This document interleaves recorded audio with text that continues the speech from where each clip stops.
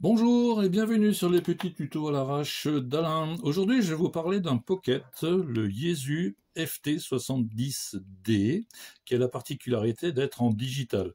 Le digital de chez Yaesu, autrement dit le C4FM.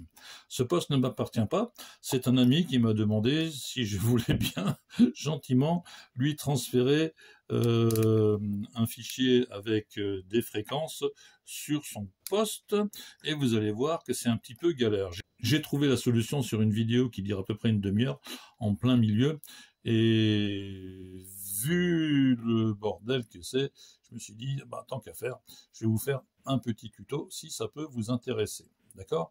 Voilà, vous allez voir que c'est un peu complexe, mais ça fonctionne. Et il faut être un peu vigilant. D'accord? Alors, la première étape, c'est de retirer la batterie. Donc, on déclipe, on appuie et on retire la batterie. Voilà. Une fois que la batterie est retirée, on va insérer sous la partie caoutchouc ici, voilà. Hop. On va insérer une prise USB. C'est même pas une prise spéciale, c'est une prise data, une prise USB data, une micro. Voilà, tout simplement, que vous allez insérer dans le TX. D'accord? Une fois que ça c'est fait, vous allez plugger l'alimentation. Sinon, ça marche pas. Mettez pas la batterie, ça fonctionnera pas. Ok, donc on met l'alimentation en place. Une fois que cette alimentation est en place, on va... Alors, où est-ce qu'il est mon petit machin? Donc, il faut qu'il est inscrit extérieur DC, donc alimentation extérieure. Ok, puis vous aurez un message de chargement. Ok, une fois que ça c'est fait, sur le PC, vous préparez votre logiciel ADMS 10. D'accord? Et une fois que vous avez ADMS 10 à l'écran, vous appuyez sur la touche ON pour allumer. D'accord? Vous retirez le câble d'alimentation. Vous gardez une pression permanente sur le bouton AMS et vous repluguez l'alimentation de façon à ce qui est écrit ici ADMS. D'accord? Une fois que ça c'est fait, ça se passe sur le PC. Vous cliquez sur communication Get Data from FT70. Okay. Une fois que ça c'est fait, vous appuyez sur OK du programme ADMS et tout de suite derrière, il faudra appuyer sur le bouton Band. OK? Donc je fais OK sur le PC et Band. Et donc vous avez ici un message de type TX et à l'écran, vous voyez que les fichiers sont transférés vers le PC. Voilà comment on fait pour récupérer les informations qui sont dans le Pocket pour les ramener sur le PC. Vous savez que sur tous les programmes, il faut d'abord faire reconnaître le TX sur le PC pour pouvoir réinjecter des informations. D'accord? Donc, une fois que ces informations sont sur le programme ADMS 10, ok, une fois que vous avez fait toute la programmation, on va réinjecter ce qui se trouve sur le PC, on va le réinjecter sur le Yaesu. Ok? Donc, pour ce faire, il faut que vous soyez toujours en mode ADMS. Donc, vous savez comment faire maintenant.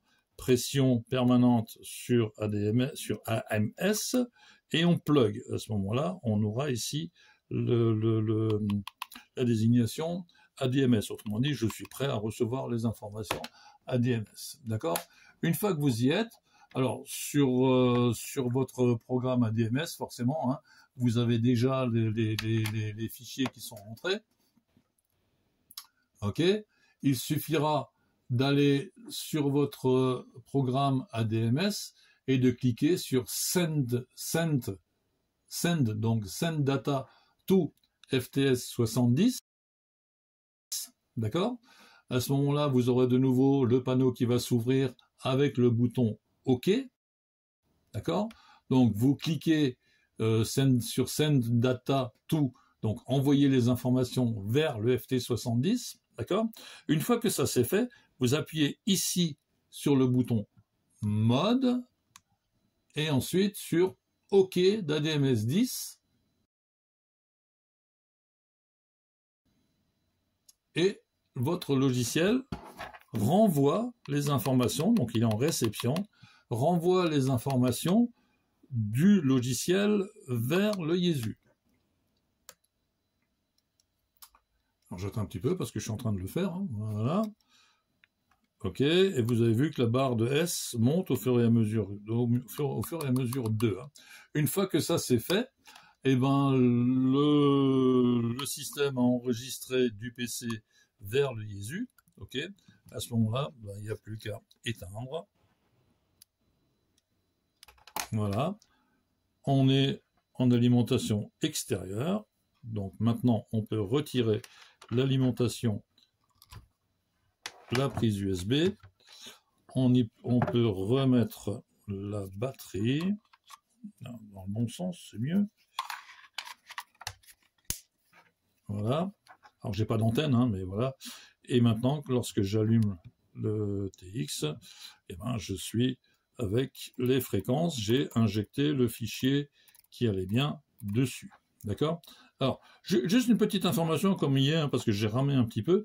Vous avez vu que, vous savez normalement, pour ceux qui le possèdent, que pour avoir du volume, on appuie sur le bouton volume et avec la pression permanente, on règle le volume, d'accord? Mais le squelch, comment on fait pour le squelch, d'accord? Eh bien, pour le squelch, vous appuyez sur le bouton fonction, derrière monite, vous restez appuyé dessus, et c'est comme ça que vous allez régler votre squelch. Voilà. J'ai ramé, c'est pour ça que je vous le montre. Hein. Voilà. Allez, je vais couper, parce que j'ai pas d'antenne. Voilà. J'espère que cette vidéo vous aura aidé et que, ma foi,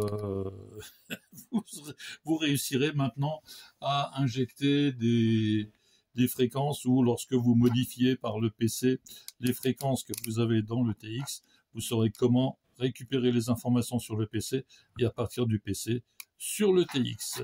Merci de m'avoir regardé, 73 à tous, et comme tout ce qui est radio, si vous n'êtes pas licencié, rappelez-vous qu'il y a des choses qui sont interdites. Je vous renvoie à la législation hein, sur la radio. Et en attendant, j'espère avoir l'occasion de faire un QSO avec vous. Merci de m'avoir regardé. Bye bye tout le monde. 73, les amitiés à tous.